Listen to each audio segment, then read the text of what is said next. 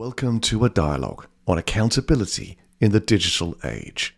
A dialogue with our global multi-stakeholder community, representing national and local governments, international policymakers, civil society, NGOs, the ICT industry, as well as other relevant organizations and institutes.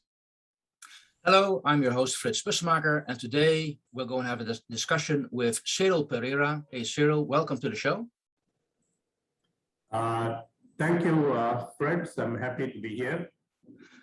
Allow me to introduce Cyril Pereira. He's a media professional originally from Malaysia, but is now based out of Hong Kong for over 35 years. And he coaches data journalism for insights on how society and policy can review. He's the publisher of Asia Magazine, was the senior executive with the South China Morning Post, and was on the board of the Bangkok Post. And he's also the unprecedented fourth-term chairman of the Society of Publishers in Asia. So again, Cyril, welcome to the program. We're going to talk today about journalism and accountability. First of all, I'd like to ask you a question. Do newspapers have a future? Not the hard copy, but if they transition successfully to online multimedia and a subscription-based model, there are cases of success. Great. Well, they are few and far between. They are few and far between. It's not yet the standard. Everybody is struggling. A few succeed. Yeah, it's indeed what I alluded to with my question is what I always think of newspapers as traditional paper-based newspapers. And obviously there is a future, but how does it look like? Tough. Simply because if you are a well-established traditional newspaper, you have a large headcount, and because of the boom years of the papers up to the 90s, highly paid, highly salaried staff, and when you only lose your classifieds and display print advertising revenues, and you find that whatever advertising revenues you get online is a minuscule proportion.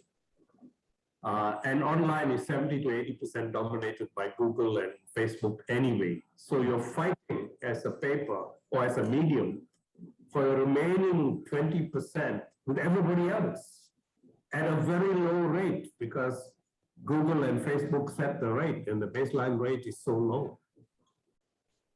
So it's a very tough proposition where the CEOs of traditional newspapers are finding that they are not ready for this kind of warfare where the rules are out of their control. You see, in traditional newspapers, hard copy, you always had a geographic monopoly. Mm-hmm. City paper dominated the city. Community paper dominated the community, had a geographic monopoly. Online, there is no geography. And so they've lost two things. They've lost an area monopoly, and they've lost the control of rates. And that's a terrible combination in any business. That's I see that happening as well. Now I understand one of the things you are doing to help these traditional media organizations is to push them towards data journalism as a way to help them. Is that right? And can you expand on what data journalism is? Okay. In the application of data journalism, as far as I am concerned, we leave spot news, as whatever happens during the day and during the week and during the month. We leave that alone. because all media cover that, all news media cover that. You don't add any value, and you are usually one of 100 saying the same thing. Okay, the consumer is already aware. It doesn't need you to become aware of the news. So what I do is I say strategically, let that continue, but that's not your real business. That's not your real value. Your value has to be to come back to community problem solving. And that is in your town, in your community, there are hundreds of issues that affect the people who live there. That is not news because people have become used to it. They are used to the fact that there are not enough clinics and hospitals. They're used to the fact that there are no good schools for the children in this community. You know, they sort of grow into accepting the given situation and not changing it. So you can become an agent of change by taking the facts, analyzing them, reporting them, talking to the people in charge in that community on that topic, and asking them what are they going to do about it? Should they be doing something about it? And that process, you become a change agent, and therefore you have value in the community, which you have lost on news. So that's basically the approach. Okay, I got that. So just by providing data, providing facts, and being able to translate data into information, say, well, that's how also journalists can help point people to issues, hold people accountable, because you share with your audience what's really happening. Yeah. But the difference is, it is not that the information is unknown or unavailable, but it hasn't been turned into a community story. It hasn't been turned into a community need. It hasn't been turned into an urgent call to action. And that's where the journalism comes in. Okay, now, so how does this relate to those big organizations out there, those platforms which provide social media, the Facebooks, the Googles of this world, who are also gathering a massive amount of data? Why are they not doing this? Well, that's a key question. Why is Facebook and Google and anybody else not bothering with this? Because that is not their business. Their business is to get the data of their users, aggregate them, and sell them to advertisers. They are selling private data to advertisers and making zillions out of it.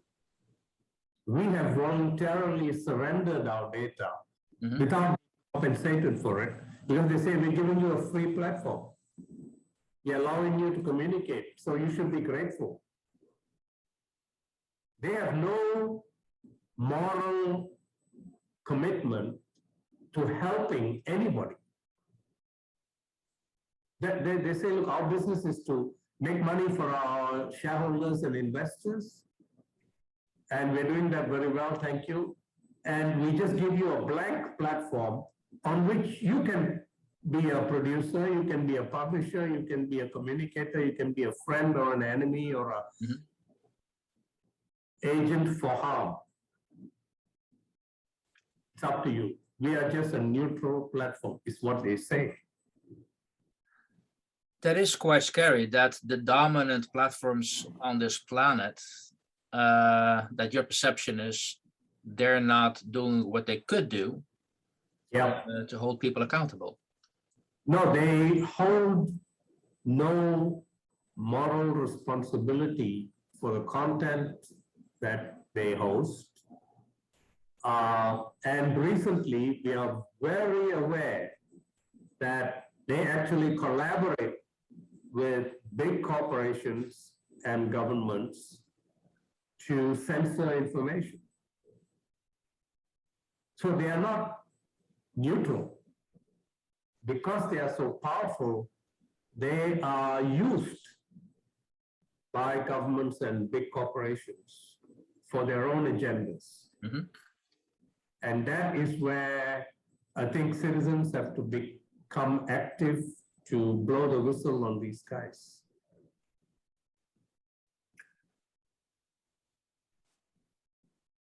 You just gave us a lot to think about, Cyril, so thank you for those thoughts. And this also then, to follow up on that, we've seen a couple of, well, we've seen a lot, last couple of years, quite a lot of attacks on the more traditional media as providers of fake news. And you see an erosion into extent people trust media in what they're saying. You see, mainstream media long ago surrendered their moral conscience to advertising because they were making such good profits out of it. Mhm. The last thing they wanted to do was to upset their advertisers or make their advertisers nervous. So we've been so many cases where a big advertiser news is involved and the editor immediately is told by the CEO or the publisher, look, hey, this is one of our big advertisers, it's worth so many millions a year. Mhm. Can we soften the story, or can we bury the story somewhere inside the pages so nobody sees it? Let's not make headline news out of it, even if it's a major scandal. So, this has been happening for a long time. But now what has happened is because mainstream media is no longer the only voice available, all the other fringe voices are able to get a platform. They're able to get their side of the story onto Facebook or WhatsApp. And that has severely damaged mainstream media credibility because where they don't report, the others report. Where they hide, the others reveal. And this check on mainstream media monopoly of news has lost them a lot of credibility. And the consumer today has very little respect for mainstream media anymore. You've just painted quite a bleak picture. No credibility.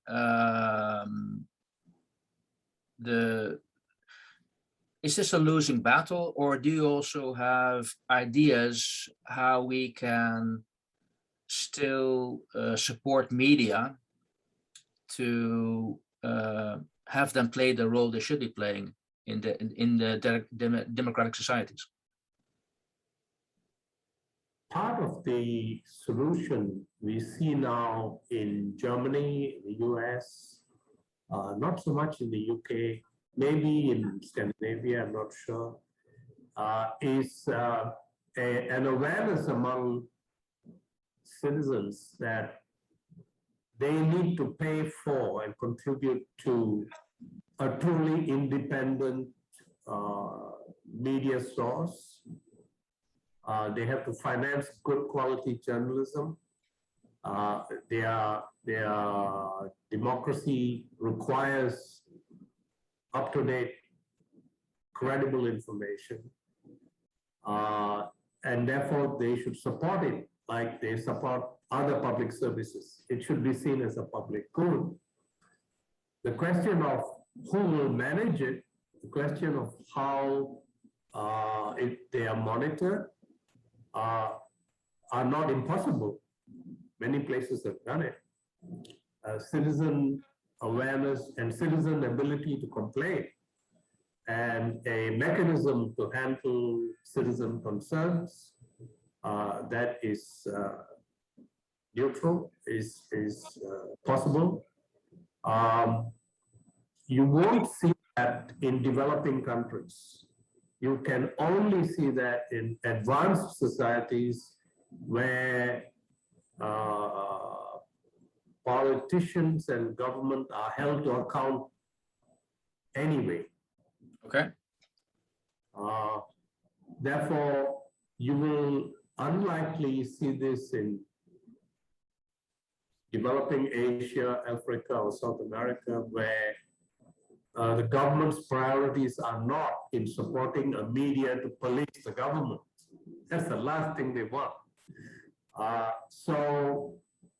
We have cases where foundations in Scandinavia and in America and maybe a limited extent in Germany actually help to train and fund third world independent media to get on their feet. We have a case in Malaysia, which is very successful, called Malaysia Kini. Okay. In my research now shows it's the second highest trusted source in the country. And they were supported by, I think, a media development fund out of Europe somewhere with some Soros involvement. But that's been very successful. And initiatives like that have a future if you find the core people who truly are committed to quality journalism and independent information. You need those individuals, you need the champions. You can't just go and fund a bunch of guys just because they are available. You have to get people with a missionary zeal to start with. Okay, so we have to identify. So what? How do you have an idea how we're going to find those people? Are we going to train them, educate them? If that's what needed. There are people like in the case of Malaysia Kini, where the editor-in-chief was already a successful mainstream media editor who felt that mainstream media was going off track, getting too much a tool of the power structure, and that an independent voice was needed, and was willing to risk the censure of the power structure to do it. You know, getting the office raided, getting the computers being taken to the ministry for checking, you know. So a willingness to sacrifice personal security to an extent helped to build the credibility with the citizens. But it's a risk they have to take in the third world environment. Again, I would assume that that's a rare breed of people who are willing to. Extremely rare. Extremely rare. Extremely rare. I mean, these are 1 in a million kind of people who believe their mission so much and believe the value for society so much, they're willing to sacrifice their personal security.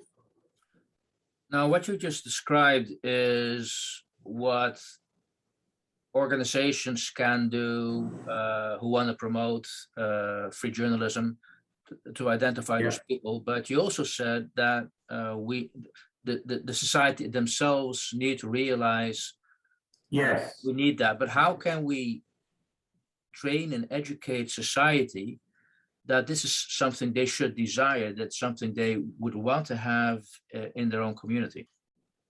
Well, from what I have seen and watched, it should start in school programs. It should start with the young people becoming aware in middle school, secondary school, becoming aware of the larger society and the influences, the power structure, the economics, the threats, and so on. And becoming sensitized to what is the role of media. What should media be doing for citizens? And how should citizens demand such credible media and protest media that are misinforming them? They should start in school. Okay, but so then if we should start in school, that also means that the governments have a very important role to play to make certain those schools do educate children on this. Very few governments put into their curriculum of studies the thinking, the questioning process about government itself. So most of this will be done as general studies and extracurricular studies by the teachers involved, either on weekends or in general studies time, sensitizing them to this, and also by getting editors from independent media to come and explain why they do what they do, with case studies and examples. So in the beginning of the interview, you said that media, independent media, is actually a public service. So that implies for me that there is a role for the government to play to make certain that we keep an independent media in play. Yeah, there is a role for government if government wants to do it. In advanced societies, governments are told by citizens to do it. In developing societies, that is not on the list of priorities. The priorities are very basic, you know, good roads, piped water, electricity supply, transportation, and so very, very basic. So this is kind of like low priority. Governments are unlikely to bother with this. And certainly they don't want to educate children to question government. You know, it's an evolution, and they are far behind in that evolution. So one can't expect them to do it. They will not prioritize it. It won't happen. But what can happen are individual initiatives, like in the case of Malaysia Kini, where a couple of core people went out, started something, and initial funding came in from Europe, and training and some basic technology. And they got started, and they had to fight their own battles. They had to fight battles with the government that don't like what it was they were reporting. Personal sacrifices had to be made. Offices were raided. The computers were seized. I mean, all of these power structure responses to inconvenient questions will happen over and over again in developing societies. It's an uphill battle. But for the people willing to suffer that, yeah, credibility gets very high very quickly. Mm-hmm. And then they have a very good future as a multimedia platform. Okay, now you've described the struggle of a very important industry for keeping countries, society democratic. But we also see a shift in how people consume news at the moment. When we started to see social media coming up, that was hardly taken serious by the main media organizations. Is that still the case? I don't think you will find any traditional media today that dismisses the impact of social media. And my research just concluded last month in Indonesia and Malaysia. It's very clear that the younger generations, Generation Y and Z, are almost 75 to 85% depending on social media platforms for their news. They are not going anymore directly to the news source. They're actually dependent on their groups and friends sharing with them the news that's important for the day. So social platforms have become the default source of news. They are not seeking news themselves anymore. Okay, so as a traditional media company, what action do you then take? What action? I mean, does it make sense just to follow your clients and rather than fighting being online, embrace it? Social media has a different business. The social media business is advertising revenue, not information for citizens. That is a Okay, no, accepted.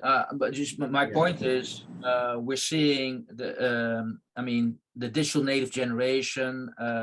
They're not interested in hard copies. So, to what extent can you then state, okay, well, we need to go where the people already are, and next to social media, introduce something which delivers what a normal hard copy newspaper would offer. Yeah. You have specialized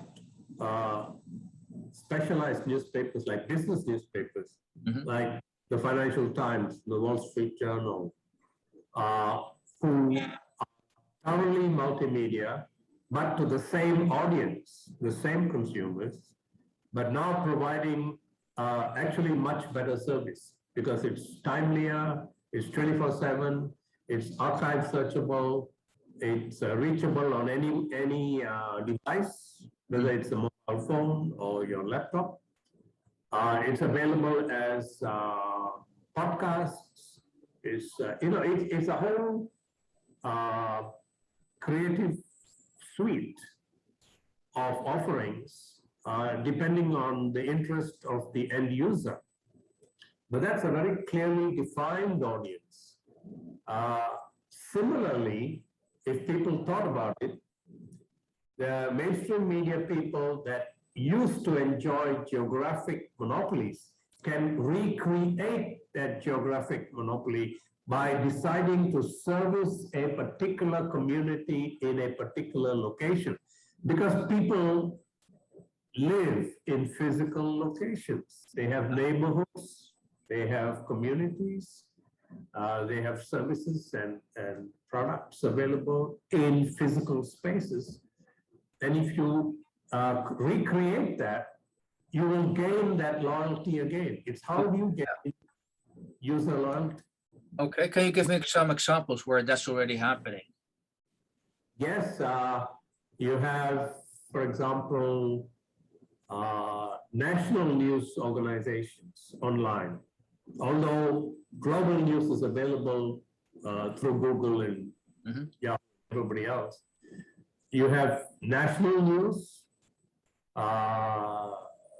In each country, there is a particular news site that is the national news site. It's become the de facto news site. Yeah. Some of it are from traditional media going online. Some of it are independent. But I have not yet seen, because of the lack, and this is a matter of economics, because of the lack of the advertising rate in online, which requires huge numbers to justify. The community size is not there to create the economics for online, unless they are going to subscription mode and say, okay, I'm servicing you as a community. It's costing me so much to service you. I need to charge you a subscription rate of X, and it's economics. If you're willing to pay it, I can create it. And that is a balance between size of community and subscription rate. Got it. So it's only working at a national level. It's not yet working at a community. Okay, and to come back where we started off with, how relevant or how important is data-driven journalism in this case to win back the audience? I think that's a very, very important tool, because when you take data journalism on the facts and figures and problems of specific towns or specific cities and create a community around it, not just of the people who live there, but of the people who are making the decisions for that community. It's the city administration or the county council, and start interviewing those people online and start using multimedia where the community can listen to their mayor, or they can listen to their police chief, or they can listen to the school principal, or something happened there in the school that needs to be fixed. You will regain that value. And this is where not too many publishers and editors have really thought this through to regain the loyalty of the community and the value to the community. And this is an opportunity, I would say, that needs to be exploited. Okay, so in summary, what I'm hearing you say is, well, the media have always had a role to keep people accountable, to keep organizations accountable, to keep governments accountable. Because of digital technology, social media, it's gone through a very rough patch, because all of a sudden that accountability was not an objective. But what I'm hearing you say is, at least now that the more traditional social media are now embracing the same technology, they can actually use digital technology to bring it back. Yes. So there is hope. There is hope. Oh, there is plenty of hope, because don't forget, traditional media have got a brand of 100 years or 150 years. New media has no brand. And because they have no brand, they don't have credibility for a long time. It takes them years to establish that. And how do they survive while they reach that point? Whereas it's easier for a known and respected brand to re-engage with the community in multimedia. Okay, well, there is hope, and you've shown us ways how we're going to get there using data-driven journalism. Cyril, I want to thank you for your time for this talk, giving you some insights on what are the threats, but also what could be opportunities. We still can have a serious media channel, keeping people accountable, which will be moving online. So thank you very much for sharing your insights there. Welcome.